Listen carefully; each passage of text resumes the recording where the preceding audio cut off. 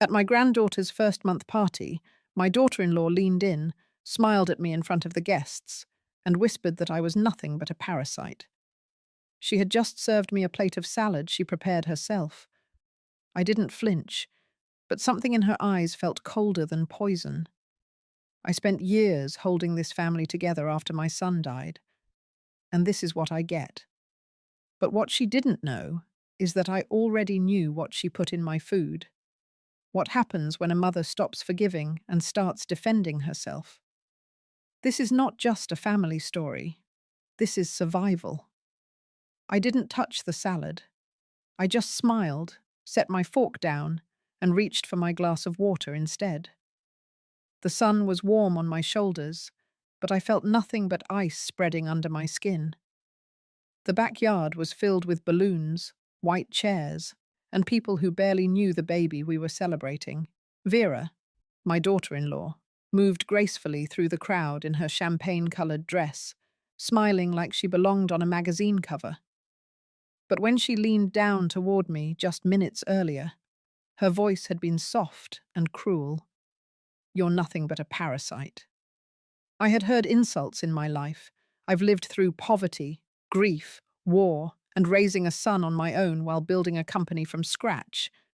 But never had someone looked me in the eye, at a party I helped pay for, and said something that sliced so deep without raising her voice. And yet I said nothing. I simply nodded and let the moment pass, though every nerve in my body screamed otherwise. People think the older you get, the softer you become. But I've learned the opposite. Time doesn't dull the blade. It sharpens your sense of when to strike. The baby, my granddaughter Ruby, was asleep in her bassinet under a canopy of pastel streamers. I loved her the second I saw her. She had my son's eyes, and when she yawned, her whole face crumpled, just like his used to. I had fought to be a part of her life. After my son's funeral, Vera stayed away for almost a month. No calls, no updates. And then, out of nowhere, she texted to say she was moving into my house until she figured things out. Just like that. At the time, I thought it was the right thing to do. I told myself she was grieving, that she was pregnant, that it was what my son would have wanted. But now, looking around at all the strangers Vera invited, the photographers, the catered tables, and the way she kept referring to everything as her vision for the day, I understood. This wasn't a gathering for Ruby. This was Vera's coming out party, and I was the prop she needed to look good. She had already tried to guilt me into selling the company my husband and I spent 4 decades building, said it would be selfish not to cash out now and help pay down the $11 million in debt her husband had left behind. But I refused. Not just because of the promise I made to my late husband, but because I knew, deep down, that giving in to Vera would never be enough. She wanted control, not help. And when she didn't get it, she changed. The first signs were small: a missing bottle of medication, cold coffee left on the stove, even though I never drink it that way, passive-aggressive little jabs about how tired she was from doing everything on her own. Then came the legal letters from her lawyer, hinting at guardianship claims for Ruby, questioning my mental fitness, citing made-up details about confusion, forgetfulness, emotional instability. That was 2 weeks ago, and now she handed me a salad. I looked at the plate again. The dressing was light, almost colorless, but I noticed the fork was already resting in the lettuce when she brought it. She had prepared it ahead of time. I leaned back in my chair and looked across the yard. Mabel, our housekeeper for over 20 years, was standing by the buffet table, folding napkins. Her eyes met mine, just for a second. Then she looked away. She knew something. I'd always said Mabel was quiet, but not blind. So I excused myself. Walked past the guests, past the laugh track music Vera had picked out, and into the house. I put the salad plate into a sealed container, marked it with the date. Then I made a call. The rest of the afternoon passed like any other suburban event. Photos, cake, fake compliments. My granddaughter slept through most of it, oblivious to the undercurrents swirling around her. When the sun began to dip, people started to leave. Vera made sure to walk each guest to their car, kiss babies, and flash her perfect smile. No one saw her dig her nails into my wrist earlier that morning when I brought Ruby her blanket. No one heard the things she said when she thought no one was listening. But I had, and I remembered every word. This isn't going to be a slow story. I won't drag you through years of tension or play the helpless victim. That's not who I am. I don't throw glasses or scream in kitchens. I watch. I document. And when it's time, I move.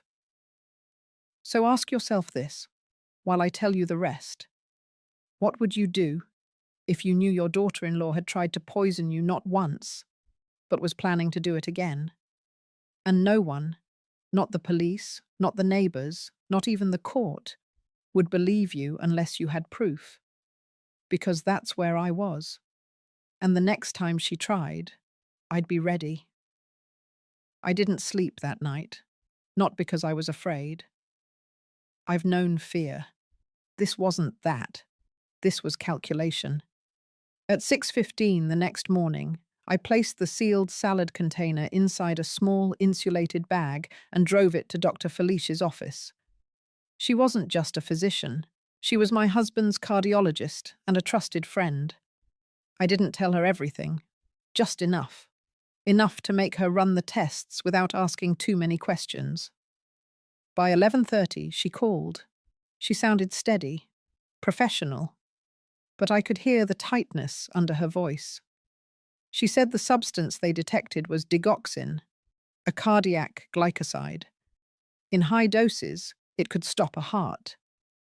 In low, repeated doses, it could induce arrhythmia, fatigue, confusion, even death if no one caught it in time, especially in someone my age. She told me the amount in that salad was not lethal, not yet. But if I had eaten similar doses 2 or 3 more times, the outcome would have been different. That was all I needed to hear. I didn't cry, I didn't scream. I just stood there in the middle of my kitchen, holding the receiver in one hand, looking out the window at the same garden where Ruby would one day learn to walk. I stood very still, like my body already knew something inside me had changed for good. By evening, I had replaced all the locks on the back storage cabinets. I installed a small safe in my bedroom closet, tucked behind the coats I never wore. Inside, I placed the printed lab report, the flash drive with the call recording, and the name of the contact Felice had recommended at a private lab in Vermont. Someone who specialized in medical forensics and private consultations. The next day, I made an appointment. I also paid a man named Doyle, a retired police tech, to install 3 discrete cameras around the kitchen and dining area. He didn't ask what I needed them for. Cash made sure of that. At dinner that night, Vera asked what I'd done all day. Her tone was casual, but her eyes stayed locked on mine too long. I told her I'd gone to the bank and reorganized some paperwork. She tilted her head slightly, like she was trying to read past my face. Then she smiled and told me she'd made tea. Chamomile. Just for me. I thanked her and took the cup upstairs with me. I didn't drink it. Instead, I poured it carefully into a glass vial and labeled it. Date, time, room. That was Tuesday. By Friday, I had 3 more vials, all marked, stored, and transported to the lab in Vermont without Vera ever noticing. Each one tested positive for low-level digoxin. Not enough to alert a hospital, not enough to cause a full-blown episode, but enough to build something far more important. Pattern. I wasn't going to confront her. Not yet. Not without a structure, not without a net beneath me. In war, and make no mistake, this was a war, You never waste a strike. You wait, you build, you make sure the blow you deliver cannot be denied, walked back, or forgiven.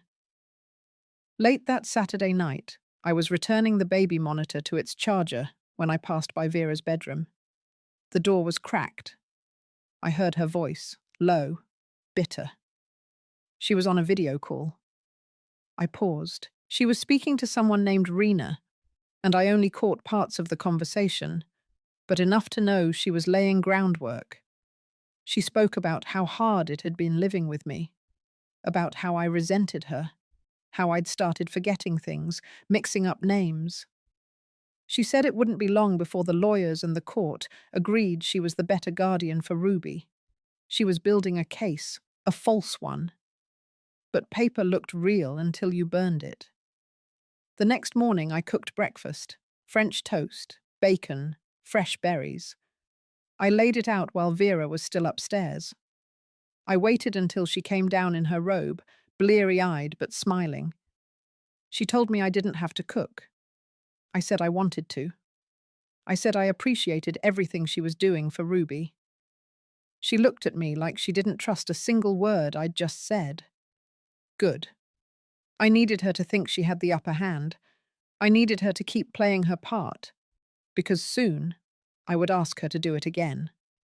One more dose, one more act of confidence, and then I would strike.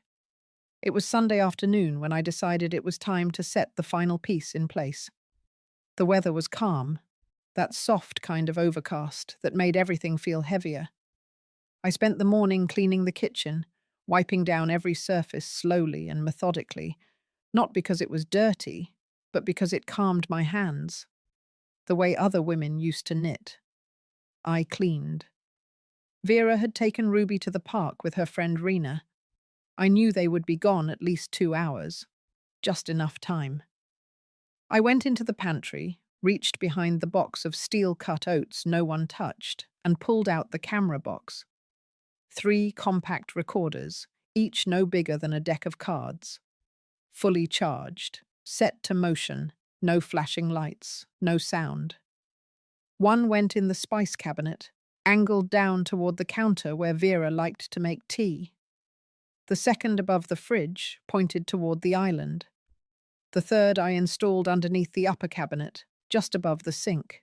It had a wide lens. It would catch anything she did at the stove, the kettle, the cutting board. Every movement, every flick of her wrist.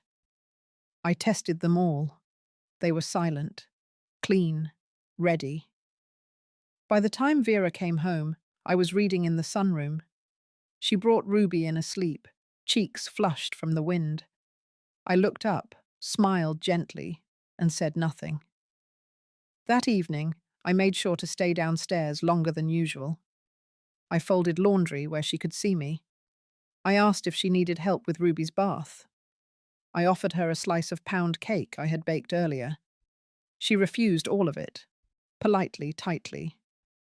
Around 9:15, she disappeared into the kitchen. I didn't follow. I didn't hover. I just waited. At 9:23, she brought up a mug of tea. She tapped on my door softly. I opened it and thanked her. She said she hoped it would help me sleep.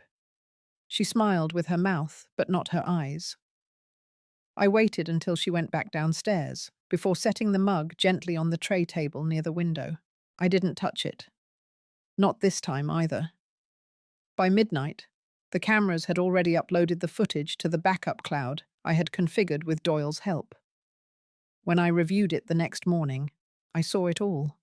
The unsealed bottle, the pinch between her fingers, the moment she glanced over her shoulder to make sure no one was watching, the small, practiced stir with a spoon, the mug placed precisely on the tray.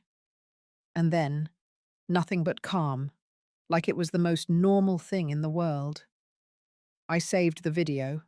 I downloaded 2 copies to flash drives. One I placed in the house safe. The other I mailed to Reggie with a simple note.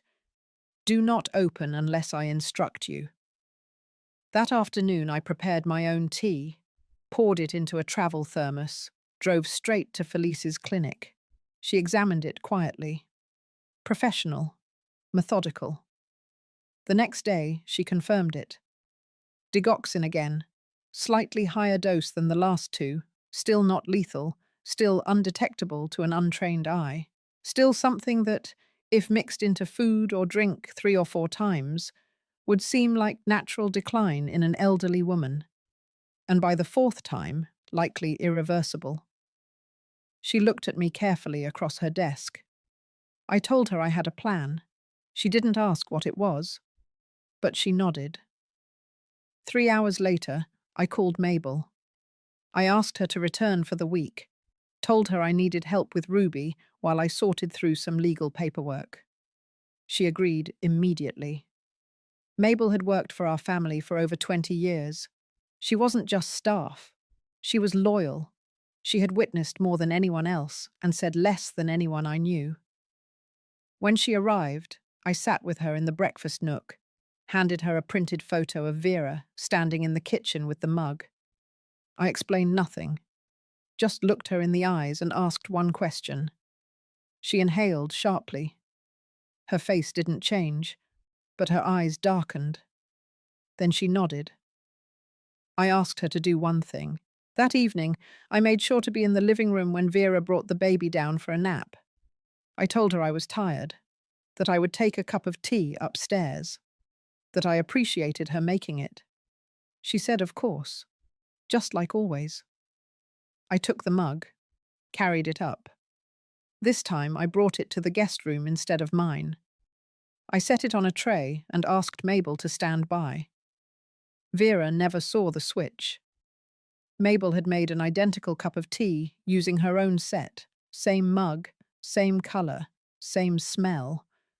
I took that one and drank it slowly in the kitchen. Vera was unloading the dishwasher, back turned. I made sure she heard the sound of ceramic touching the table. I made sure she heard me sipping. Then I left the mostly empty mug in the sink. And I waited. The next morning I set the trap. A small brunch, just the three of us. I served her eggs and toast, coffee in her favourite cup. Then, right as we sat down, I smiled and said, almost offhand, I feel better this week. The tea has helped a lot. I think I'll stick to that blend from now on. Her hand paused mid-air. Then she smiled. Too quickly. That afternoon, I met Reggie at the bank. I signed over a portion of the estate into a temporary trust. Made him co-executor. Gave him access to the video files, the lab reports, the documentation, and instructions for release. If anything happened to me over the next 3 weeks, he was to deliver everything to the authorities and call the press. By the time I went to bed that night, the tea mug was back on my nightstand, untouched, and I knew I had her.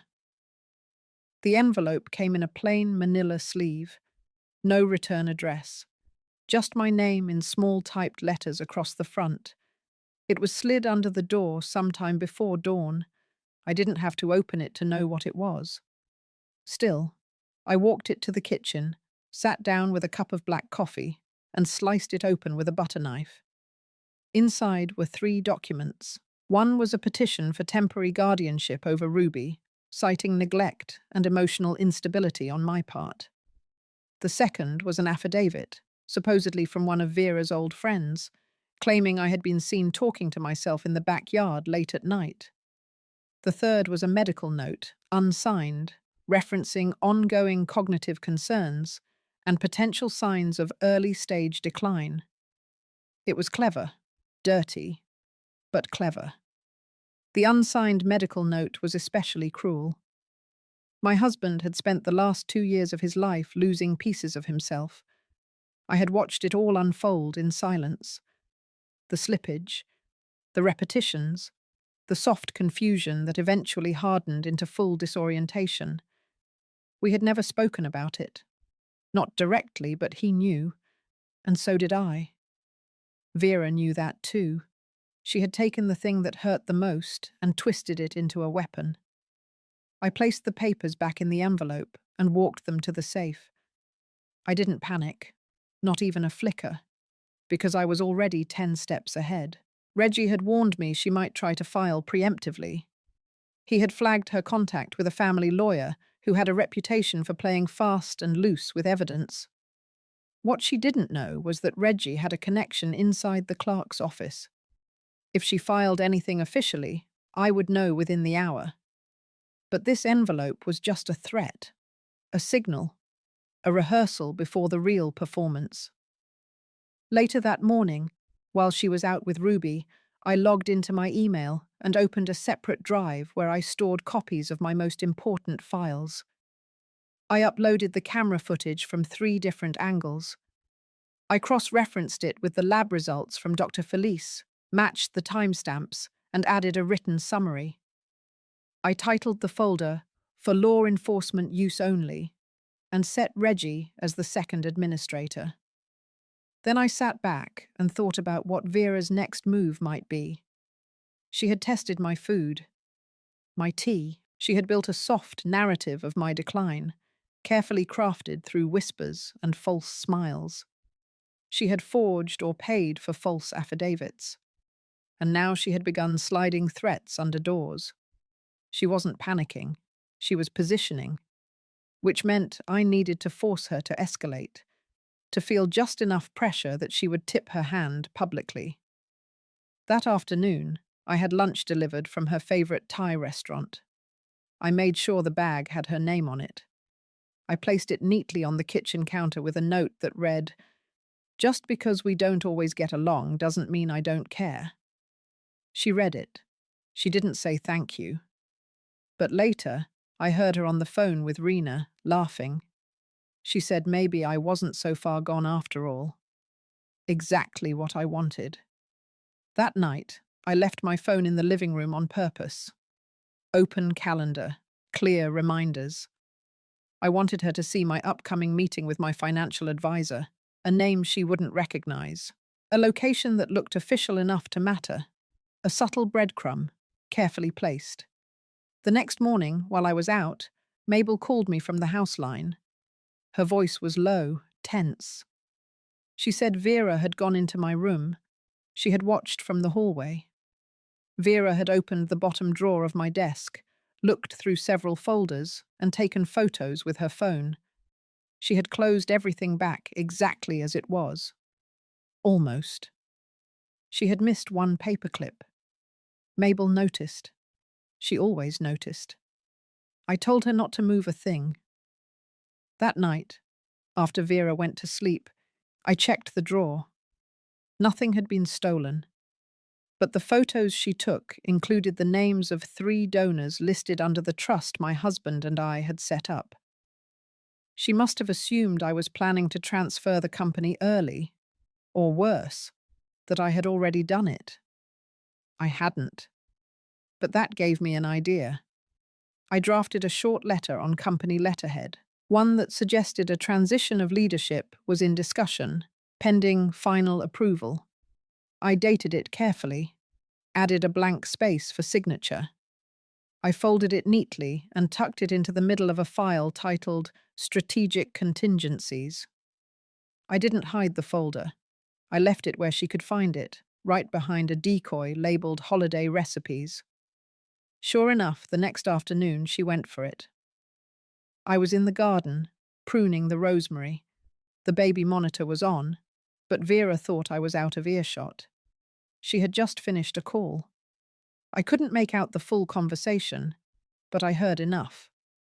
She told whoever was on the other end that she had evidence, that Lorraine was preparing to shift company ownership behind her back, that she would be left with nothing, that she needed to act quickly. The words weren't frantic. They were measured, like someone reading from a script. I walked back inside, made a pot of coffee, and waited. Around 5, she came down with Ruby in her arms. She asked if I had made any plans for the weekend. I said no. She smiled and said we should have dinner together, just the 2 of us. She said she wanted to make things right. I agreed. That evening, while she bathed Ruby, I pulled the file she had photographed, and replaced the strategic contingencies document with an official notarized letter of non-transfer. It stated clearly that the company would not be sold, transferred, or restructured prior to the reading of my final will. I made sure the language was strong, unmistakable. Then I returned it to the drawer. This time, I closed it with an obvious crease, just enough to make her check again. By bedtime, I saw her in the hallway with her phone. She was reading something, scrolling slowly. Her face was unreadable, but her fingers trembled slightly. She knew time was running out, and that meant the next move would be hers, the last mistake, the final dose. I was ready. The last Saturday of the month began like any other. I was up by 6, had my coffee by 6:15, and walked the garden path by 7. Ruby was still asleep upstairs. Vera was in the shower. The air felt colder than usual, but I liked it that way. It helped me think. By the time I came back inside, Mabel was already in the kitchen arranging sliced fruit on a tray. I didn't say much. She didn't need me to. Our rhythm had returned easily, quiet, but steady. That kind of understanding only comes with years. She handed me a sealed envelope and told me it had come in yesterday's mail. No sender, no postmark, just like the last one. Inside was a printed draft of a guardianship petition, more elaborate than the last. This one was addressed to a judge I happened to know personally, someone I had once served on a hospital board with for nearly a decade. I looked at the signature line, still blank. A warning, again, but now bolder. This was no longer a bluff. Vera was preparing to go forward. I returned the papers to my study and opened the folder of hospital records I had requested a week earlier. I had them printed under a confidential third-party name, sent through Reggie's contact. It took some string pulling, but I had them. They were my son's. The official report had always listed his death as alcohol-related trauma from a high-speed collision. What had never sat right with me was the way his body failed so quickly, the way the doctors struggled to explain why his system had reacted the way it did. I remembered his skin tone, the strange grey that didn't match the cause. Felice helped me request a toxicology re-examination. It wasn't a full forensic autopsy, but it gave me a clearer picture. The lab results showed that hours before the crash, my son had trace levels of a compound in his system, one known to amplify the toxicity of alcohol in the bloodstream. Not lethal on its own, but in combination, deadly. It would impair motor coordination faster than expected, even at moderate drinking levels. The substance was unregulated, common in certain prescription compounds, and according to Felice, often present in cardiac medications that Vera once had access to. She had said he drank too much that night. She said he was depressed, reckless. She cried at the funeral.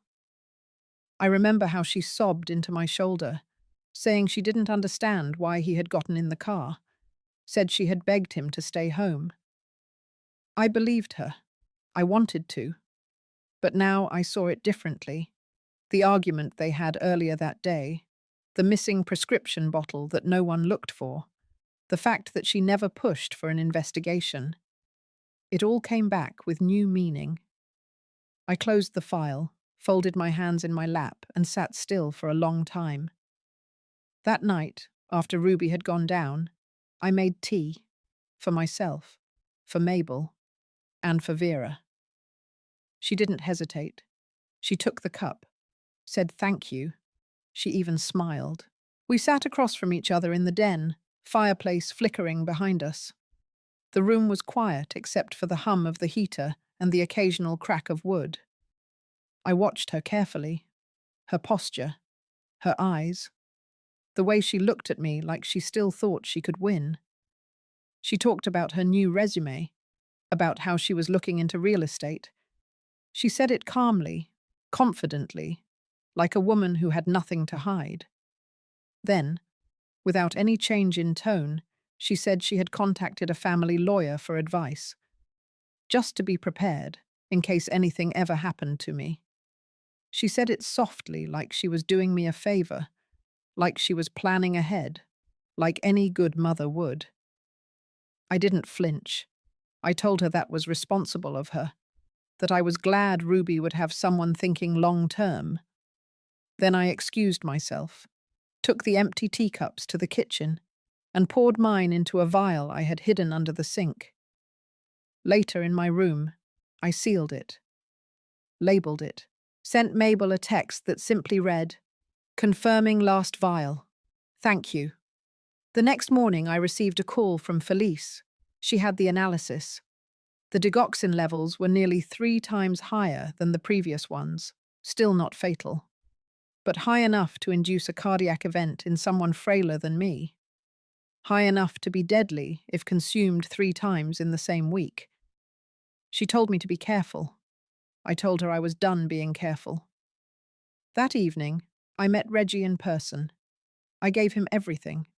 All the files, all the recordings, all the toxicology reports, the rewritten guardianship documents, the falsified affidavits, the screenshots of Vera's texts with Rena, recovered from a backup I had quietly set up weeks ago with Doyle's help.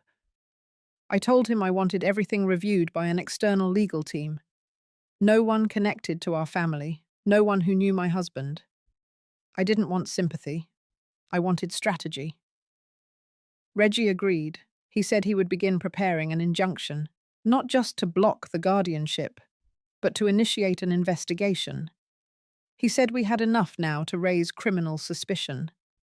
Maybe not to arrest, but certainly to draw attention from the right people. That was all I needed. I returned home just before 10.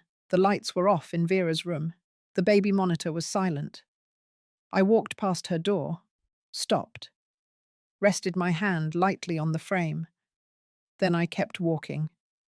I slept with my window open that night. The cold air cut through the room. Clean, quiet, real. It was the first deep sleep I had had in months.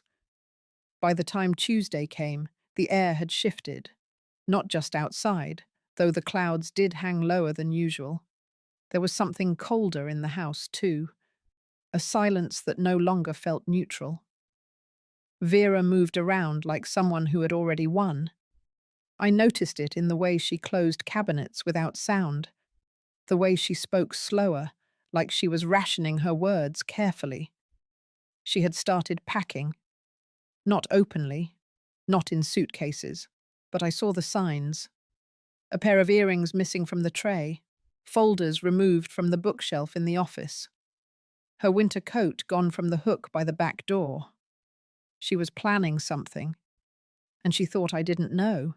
She even started cooking dinner, 3 nights in a row. On the third evening, she made roasted chicken.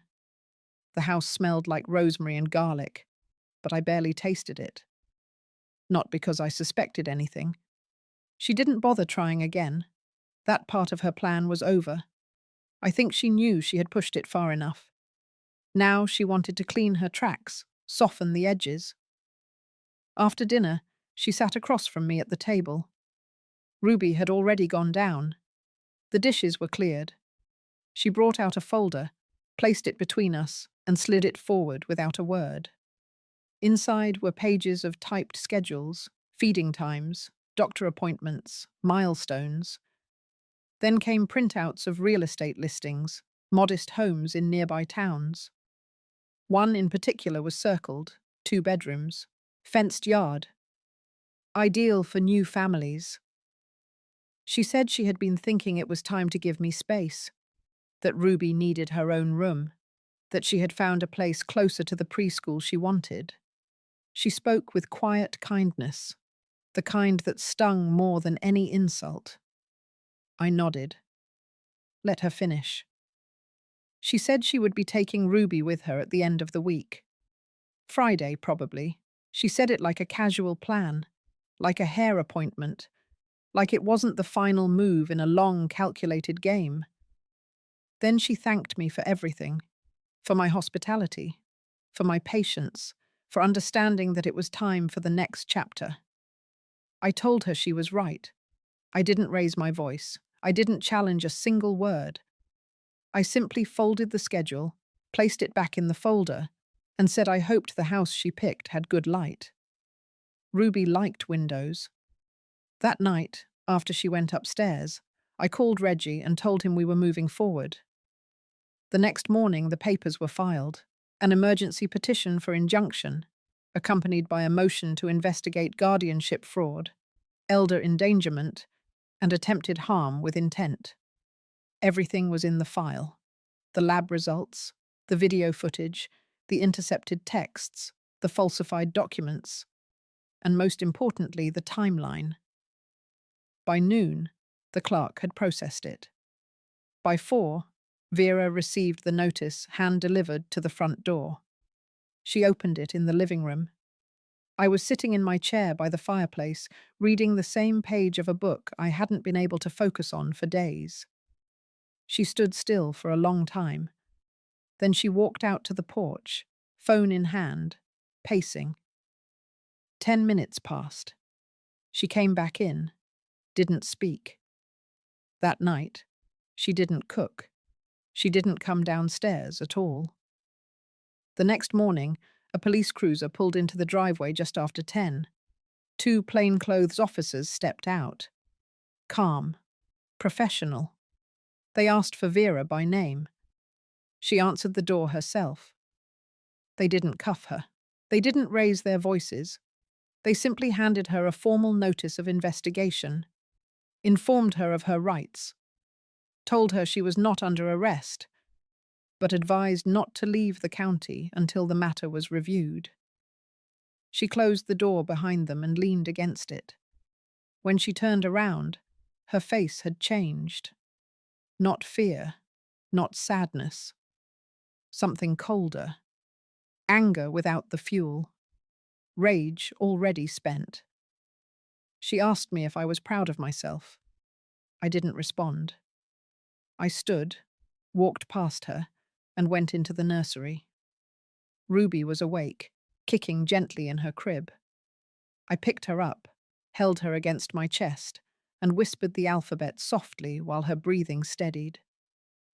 That evening, Reggie called to confirm the court had approved the protective measures. Vera would be prohibited from relocating Ruby until the hearing. She could not remove the child from the house without written consent. She could not represent herself as sole guardian in any legal or medical capacity. Everything was on record now. No more shadows, no more subtle moves. She didn't come to dinner. She stayed in her room. At midnight, I walked past her door and saw the light on. Her suitcase was open on the bed, clothes half folded, laptop open. I kept walking.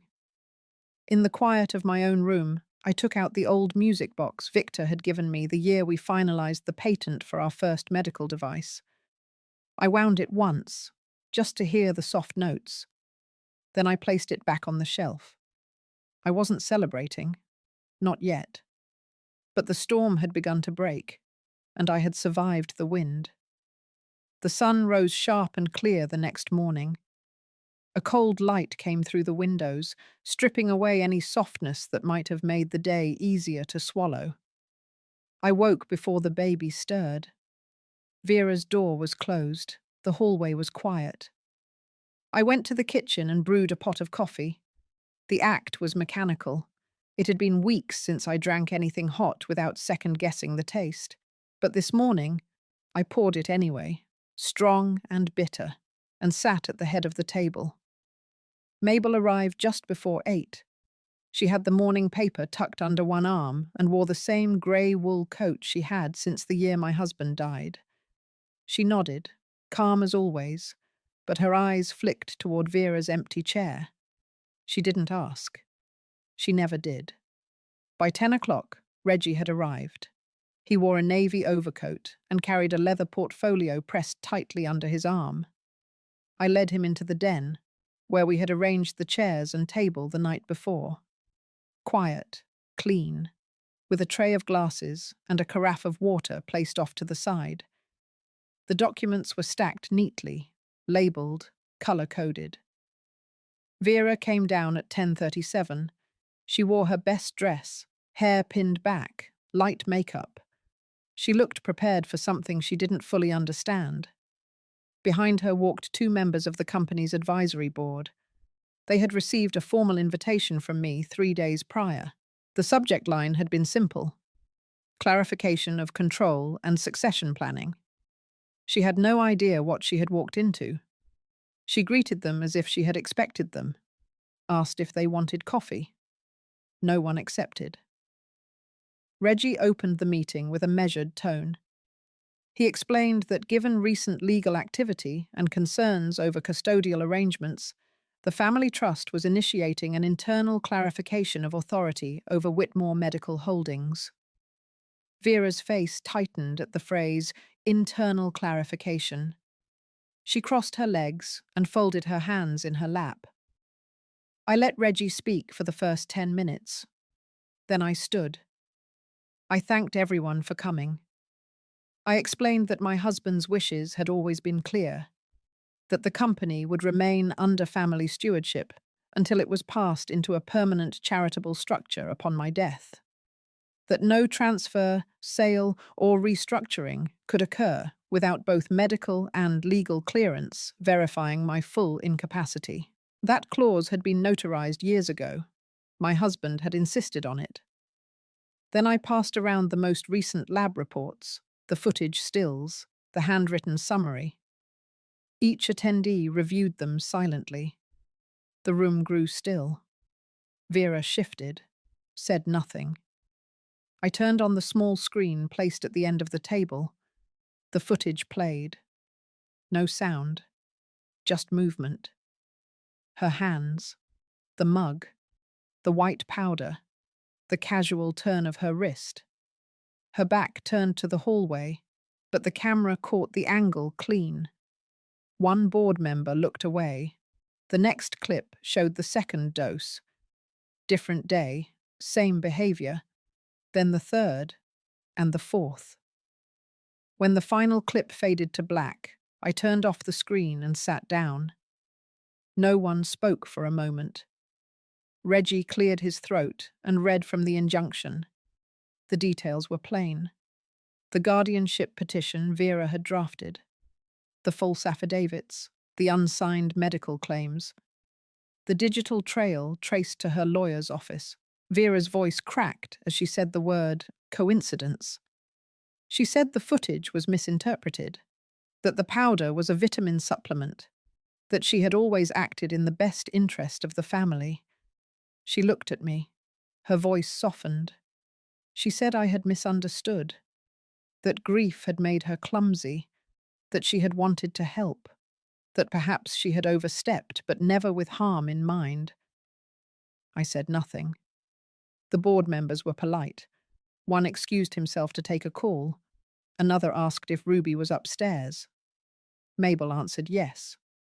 She had been listening from the hallway like she always did. She knew when to step in. Reggie handed Vera an envelope. Inside was a signed release form, stating that she would be stepping down from any advisory capacity in relation to the company, that she would make no further claim to guardianship until the court reviewed all evidence, that she would be surrendering temporary custody of Ruby, effective immediately. She refused to sign. So I stood again. I walked to the side table, picked up a second folder and handed it to her. Inside were transcripts of her phone conversations, extracted from backup data, the full conversations with Rena, with her lawyer, with the private investigator she had quietly hired to look into my finances. Her mouth opened, but no sound came out. Then, finally, she sat back and folded the folder closed. She signed.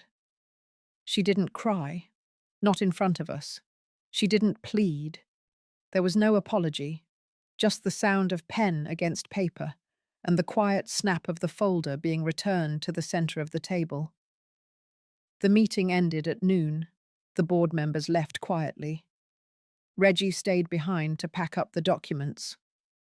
Vera went upstairs without a word. I sat by the fireplace again. The same chair, same view. The fire was low, the embers still red. By evening, Vera had packed 2 bags. She left before dark. No goodbye, no promise to return. Just the sound of the door clicking shut, and then nothing at all. The silence after she left was not the kind that lingers painfully. It was the kind that settles deep, the kind that tells you something toxic has finally been scraped out. The house breathed easier without her in it. I could hear it in the stillness of the hallways, in the way the floorboards stopped creaking at odd hours, in how the baby monitor no longer felt like a surveillance tool. Mabel stayed the night. She made soup, fed Ruby, cleaned the nursery without being asked. At one point, I caught her humming under her breath, the same melody she used to sing to my son when he was a baby. I didn't say anything. I just let her keep humming.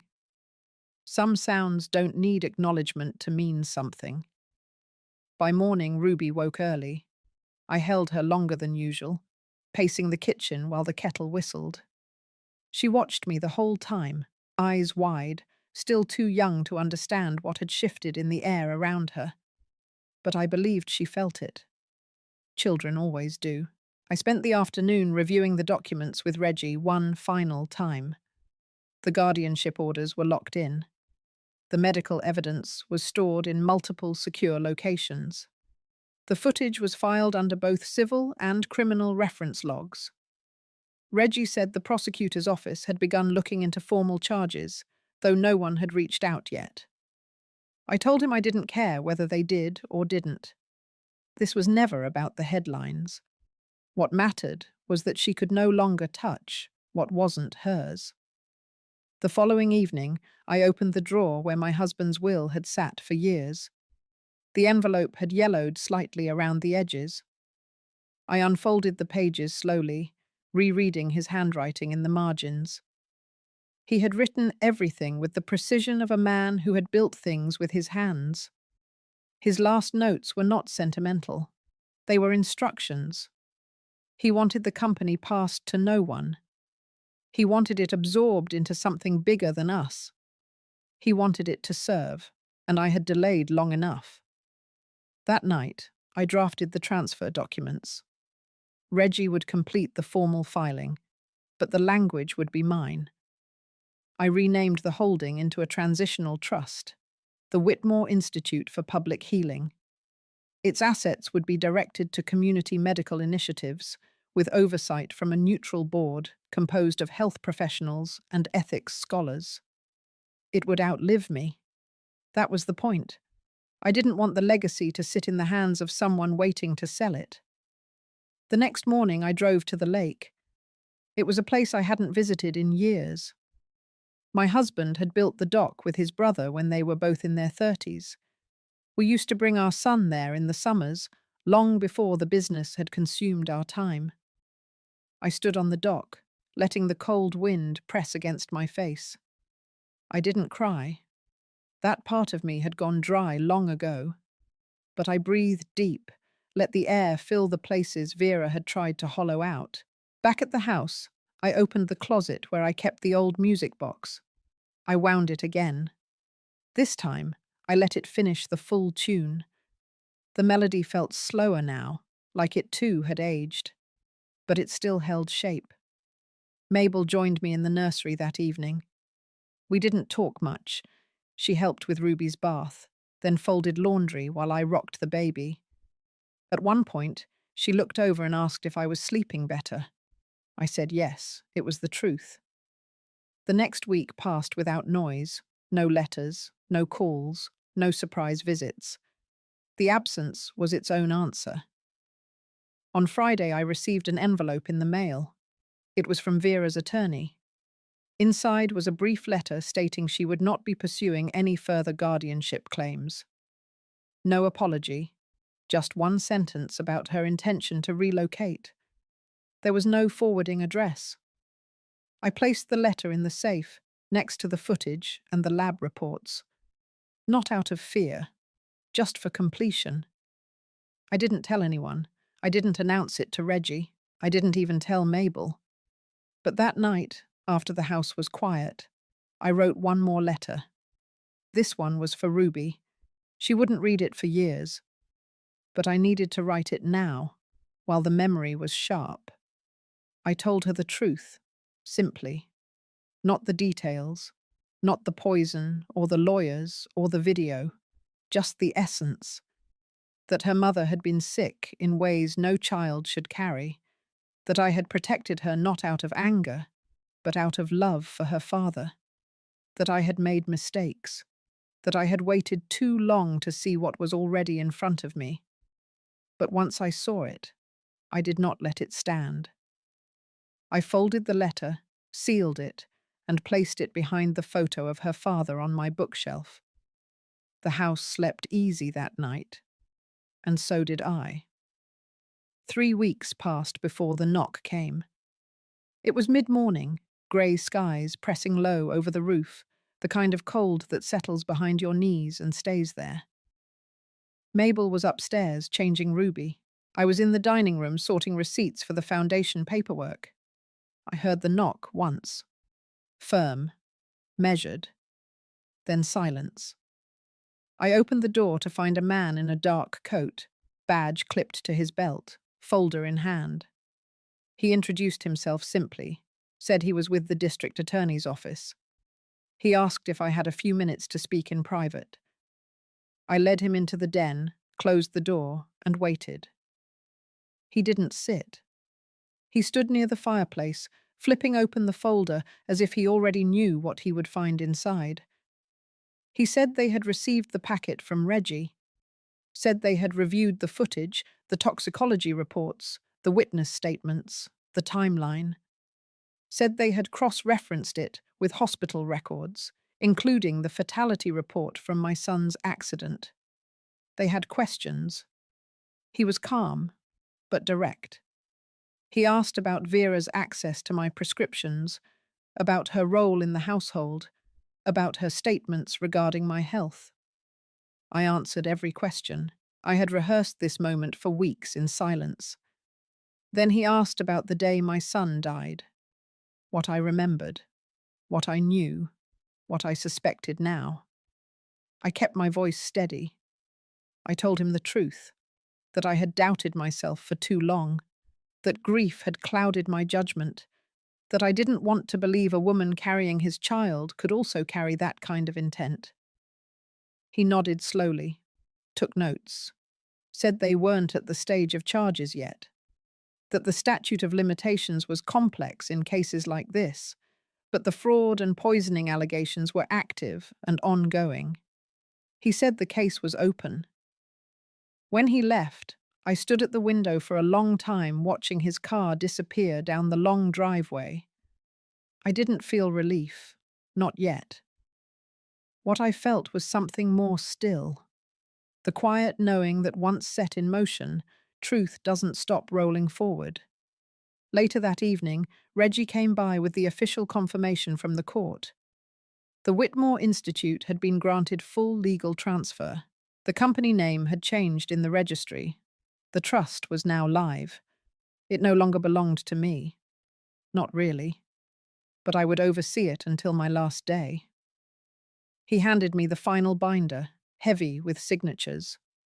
I opened it slowly. The title page bore both our names. My husband's legacy, now etched into a public service. Reggie asked if I wanted a press announcement. I said no. Let the work speak for itself. The next morning, I walked Ruby to the park. She had started noticing the world in small bursts. Her fingers followed shadows on the pavement. Her eyes lit up when dogs passed. I held her tighter than usual, not out of fear, but because I could finally walk without looking over my shoulder.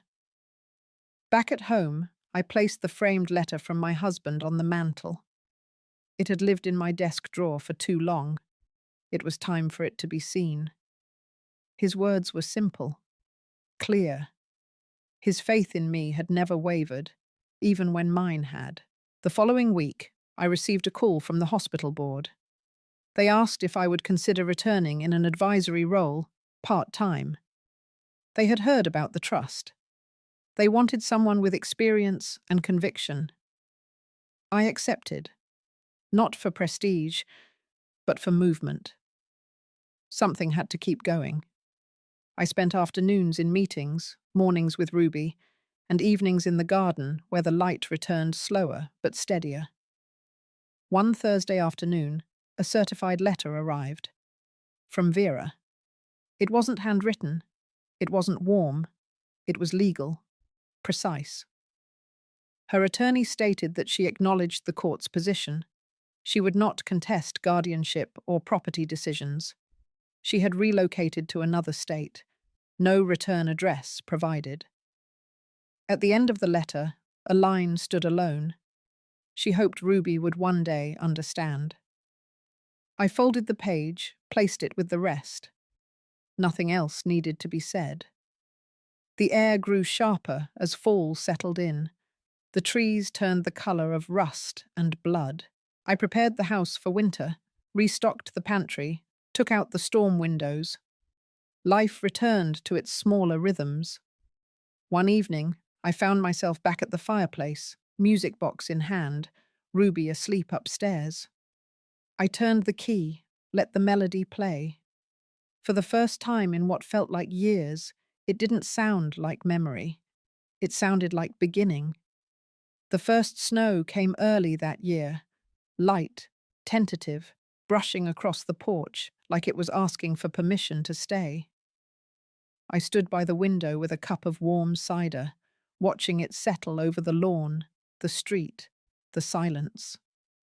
The season was shifting, not just in weather, but in me. My days had become steady. Mornings were for Ruby, afternoons for my work with the hospital board, and evenings for the foundation. The Whitmore Trust was no longer just an idea. It had started supporting programs for women in crisis, especially mothers who had no support systems after loss. The first shelter it funded had just opened in Lakeford, with 5 families moved in. I sat with those stories at night.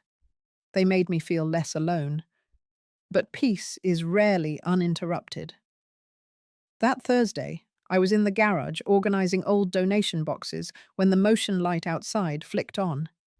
It was too early for Reggie, too late for a delivery.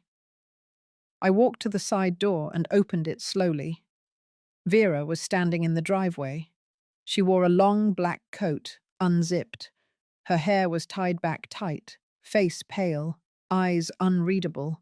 Her arms hung at her sides like they had no purpose. I didn't speak. I waited. She took a slow step forward and stopped. Then another. She didn't ask to come inside. She just looked at me like someone who hadn't spoken out loud in weeks. When she finally did, her voice cracked. She said she knew I probably hated her, that maybe she even deserved it. She said she had nothing left. She had no fight, no direction. She wasn't there to explain or ask. She said she wanted to see Ruby. The words landed like stones. I didn't respond right away. I looked at her, not with rage, not with pity, but with something else. Tired understanding, not forgiveness, not yet. But the recognition of someone who had been emptied by life and still crawled back to the place they had broken. I told her Ruby was at daycare, that she was healthy, that she laughed when the wind hit her cheeks, and she loved peanut butter too much for her own good. Vera nodded once.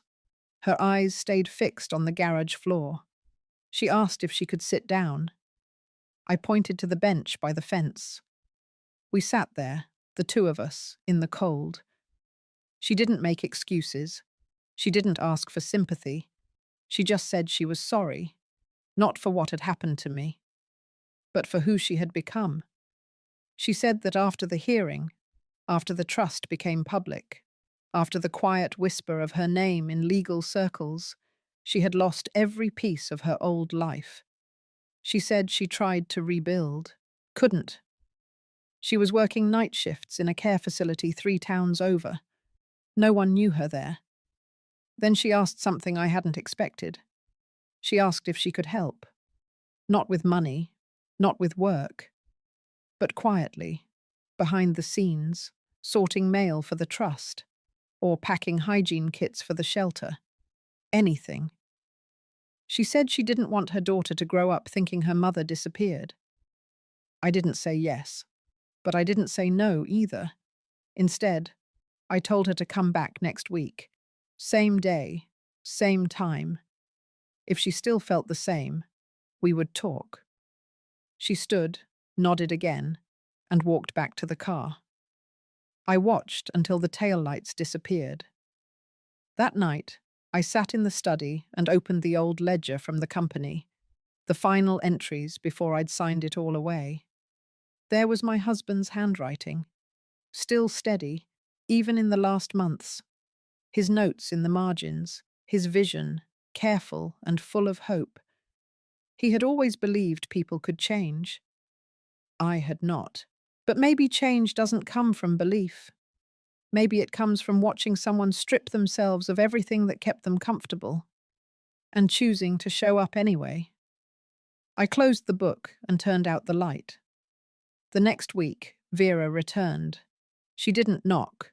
She waited on the bench. I brought her a pair of gloves. It was colder now. She accepted them without a word. We worked in silence that day, packing food boxes for the shelter. She didn't speak unless spoken to. She followed my lead. And when she left, she whispered thank you, like someone who knew what a second chance really cost. I didn't say goodbye. I just nodded. Something inside me had changed too. And I realized then, the revenge, the revelations, the court battles, the exposure, none of it had been the point. It was about reclaiming the space I had been pushed out of. Not the house, not the money, but the right to define what family meant on my own terms. And if Vera wanted to learn that, really learn it, maybe that was the beginning of something better. Not perfect, but better. The days moved slowly after that, not heavy or painful, just deliberate. I kept my hands busy, filing grant paperwork for the foundation, reading bedtime stories to Ruby, making soup in silence. There was peace in the stillness. But it wasn't the quiet of absence. It was the quiet after a storm, when you start to notice your breath again. Vera returned every Thursday. She never came early, never asked for more than I offered. She showed up with sleeves rolled up, eyes clear. Some days we packed hygiene kits. Some days it was food deliveries. There was never small talk between us, no catching up, no how have you been, just work. And a rhythm. I watched her closely, not because I didn't trust her, but because I was trying to understand something that had taken me a long time to admit. I didn't hate her anymore. That truth sat with me like a stone, not warm, not comforting, but solid, immovable. Hate had been useful. It gave me shape when I felt like nothing. It gave me language when the betrayal ripped my voice away. But hate doesn't hold up well under time. It cracks. And when the cracks widen, you're left looking at yourself, not the person who hurt you. And the truth was, I didn't want Vera to disappear. Not for me, not for Ruby. But I wasn't ready to forgive her either. One evening, after a long day of assembling winter kits, Vera sat in the back garden. She didn't ask, but I brought out 2 mugs of tea and set one beside her. We didn't speak for a while. The sun was dipping, the cold coming fast. The last of the leaves clung to the maple trees. Finally, she asked if she could tell me something. I let her speak. She said she had gone back to the house a few weeks after the trial, just to see it. Not to reclaim it, but to understand what she had destroyed. She said the porch had a loose step now. The yard was overgrown. But the strangest part was the silence. She said it had always been loud before, filled with footsteps and voices and arguments and music. But that day, it was still, like the house had gone hollow. She stood on the porch for 10 minutes and then she walked away. She said she had a dream recently. My son was in it. He was sitting at the kitchen table, reading the paper like he used to. She said he didn't speak. He just looked up at her once, nodded, and went back to reading. That was all. She didn't know what it meant, but she'd woken up crying. I listened, not with pity, but with a kind of reluctant softness I hadn't felt in years. Then I told her something I hadn't said aloud to anyone, that I had dreams too. In mine, I was holding Ruby at the edge of the water. The waves reached for us, but never quite touched. And my son was standing behind me, always behind, just far enough that I couldn't turn to see his face. Every time I tried, he would step back, disappearing into the horizon. But I never let go of Ruby, not once. Vera sat quietly after that. She didn't thank me. She didn't cry. She just nodded like she understood something that couldn't be explained. Later that week, I received a letter from the state board. The Whitmore Trust had been nominated for a Civic Impact Award. They wanted to highlight the emergency shelter work and the job readiness program we had launched for single mothers. I sat with that letter in my lap for a long time. Not because I needed recognition, but because it meant something had been rebuilt. Not just a name, not just a reputation, but something lasting. Something my husband would have been proud of. Something my son never got the chance to see. I shared the news with Reggie at the board meeting. He clapped twice and gave me a wink. "You should go," he said. "Take the stage. Let them hear you." I wasn't sure. The idea of standing in front of an audience again made my ribs feel tight. But then I remembered what Ruby had said the night before, when I tucked her in. She told me she wanted to be brave like me when she grew up. And I knew I had to do it. Not for the trust, not even for the mothers we served, but for the little girl who would one day ask where she came from and who fought to make sure she could stand proud in any room she walked into. I confirmed attendance the next morning. The ceremony would be held in early March, and I knew somehow that it would not just be an ending, but a beginning. The night of the awards ceremony arrived with a quiet kind of weight, not nerves, not dread, just awareness of time, of legacy, of everything that had led to that moment. I stood behind the curtain of the Municipal Hall's auditorium, my hands folded, listening to the speaker on stage describe the impact the Whitmore Trust had made in the last 18 months. Numbers rolled off her tongue. Families housed, mothers employed, emergency funds distributed. All accurate, all real. But none of it captured the nights I had stayed up with Ruby coughing in her sleep, or the way Vera's hands shook the first time she helped a mother into transitional housing. None of it captured the silence that used to live in me. Then my name was called. The applause was polite, respectful. I walked onto the stage slowly, deliberately, feeling the eyes of the room settle on me. I didn't look for Vera. I didn't need to. I stood at the podium and waited until the room quieted. And then I spoke. I didn't read from the card they had given me. I didn't talk about program goals or fiscal year outcomes. I talked about what it meant to survive betrayal, what it meant to rebuild, not just an organization, but a life, a self. I talked about grief that doesn't ask permission and love that chooses to stay, even when it hurts. I said the most radical thing a woman can do after being discarded is to remain standing. I said I was still here, and I wasn't going anywhere. The room went still, not heavy, not somber, just still, like a breath held at the edge of something sacred. When I stepped down from the podium, A few people stood, then a few more, until most of the room was on their feet. I didn't smile. I didn't cry. I just nodded once and walked back behind the curtain. Vera met me there. She didn't say anything, just placed a small folded envelope into my hand and stepped back. Later, in the quiet of my car, I opened it. Inside was a photo, not a new one, an old one, a picture of my son, arms around Vera's shoulders, both of them laughing at something off camera. Ruby wasn't born yet. I remembered that trip. It was up at Big Bear. Cold morning, hot coffee, the smell of pine. On the back of the photo, in Vera's careful handwriting, it said, "I know what I took. I am trying to give back what I can." I sat there for a long time, the envelope in my lap, until Ruby stirred in the back seat. I looked at her in the rearview mirror, her eyes still closed, her mouth slightly open in sleep. She had no idea what had just happened, no idea the weight of that night. But one day, she would.